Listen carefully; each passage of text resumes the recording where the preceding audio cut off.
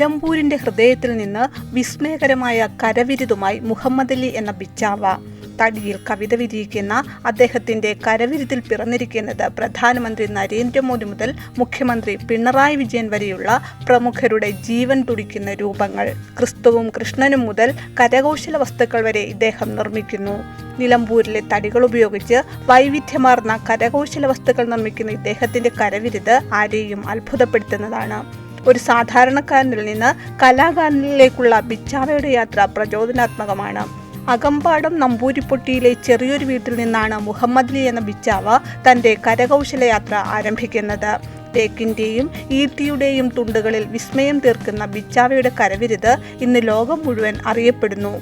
പാരമ്പര്യമായി കിട്ടിയ തടിപ്പണിയിൽ ബിച്ചാവ തൻ്റെ ഭാവനയും സർഗാത്മകതയും ചേർത്ത് അതിനെ കലയാക്കി മാറ്റി. ഓരോ തടിക്കഷ്ണവും അദ്ദേഹത്തിന് ഓരോ കഥയാണ്. അതിൽ നിന്ന് രൂപം കൊള്ളുന്ന ഓരോ സൃഷ്ടിയും ഓരോ ഇതിഹാസവും. ആദ്യമൊക്കെ ചെറിയ കൗതുക വസ്തുക്കളും വീട്ടുപകരണങ്ങളുമായിരുന്നു ബിച്ചാവയുടെ കരവിരുതിൽ പിറവിയെടുത്തത്. എന്നാൽ കാലം പോകും തോറും അദ്ദേഹത്തിൻ്റെ കരവിരുത് വികസിച്ചു. തടിയിൽ ജീവൻ തുടിക്കുന്ന ശില്പങ്ങളും രൂപങ്ങളും അദ്ദേഹം സൃഷ്ടിക്കാൻ തുടങ്ങി. ബിച്ചാവയുടെ കരവിരുത് നാട്ടുകാരുടെ ശ്രദ്ധയിൽപ്പെട്ടതോടെ അദ്ദേഹത്തിന് കൂടുതൽ അവസരങ്ങൾ ലഭിച്ചു. പ്രാദേശിക ഉത്സവങ്ങൾക്കും പ്രദർശനങ്ങൾക്കും അദ്ദേഹം തൻ്റെ സൃഷ്ടികൾ അവതരിപ്പിച്ചു. ഓരോ സൃഷ്ടിയും കാണികളുടെ മനം കവർന്നു. ഒരു ദിവസം ഒരു സർക്കാർ ഉദ്യോഗസ്ഥൻ ബിച്ചാവയുടെ കരകൗശല വസ്തുക്കൾ കാണാനിടയായി. അദ്ദേഹത്തിൻ്റെ കരവിരുതിൽ അത്ഭുതപ്പെട്ട ഉദ്യോഗസ്ഥൻ ബിച്ചാവയുടെ ചില സൃഷ്ടികൾ മുഖ്യമന്ത്രിയുടെ ഓഫീസിലേക്ക് സമ്മാനമായി നൽകി. മുഖ്യമന്ത്രിക്ക് ബിച്ചാവയുടെ കലാസൃഷ്ടികൾ ഏറെ ഇഷ്ടപ്പെട്ടു. പിന്നീട് ദുബായ് രാജാവിന് കേരള സർക്കാർ സമ്മാനമായി നൽകിയതും ബിച്ചാവയുടെ കരകൗശല രൂപമായിരുന്നു. അതോടെ ബിച്ചാവയുടെ പേര് ലോകം മുഴുവൻ ശ്രദ്ധിക്കപ്പെട്ടു.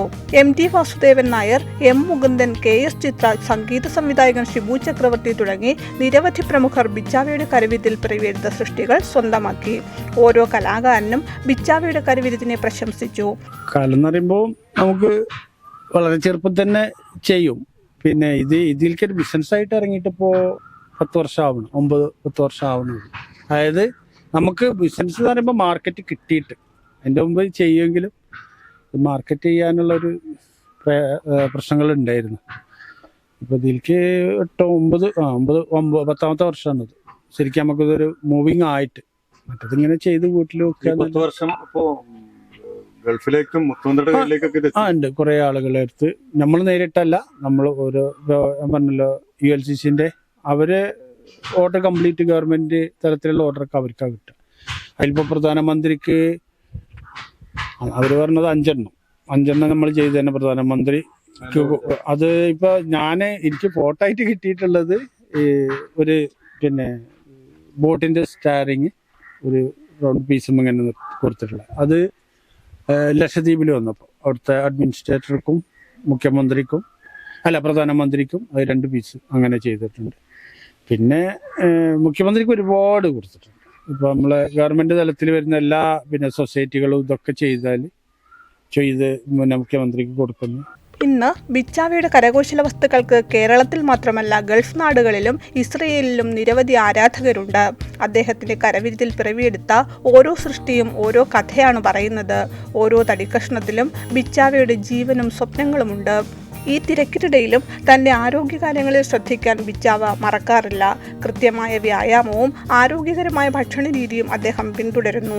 തൻ്റെ കരവിരുതിൻ്റെ രഹസ്യം ചോദിച്ചാൽ മനസ്സിനും ശരീരത്തിനും നൽകുന്ന ആരോഗ്യം തന്നെയാണ് അദ്ദേഹം ഉത്തരമായി ചൂണ്ടിക്കാട്ടുന്നത്. ETV ഭാരത്, മലപ്പുറം.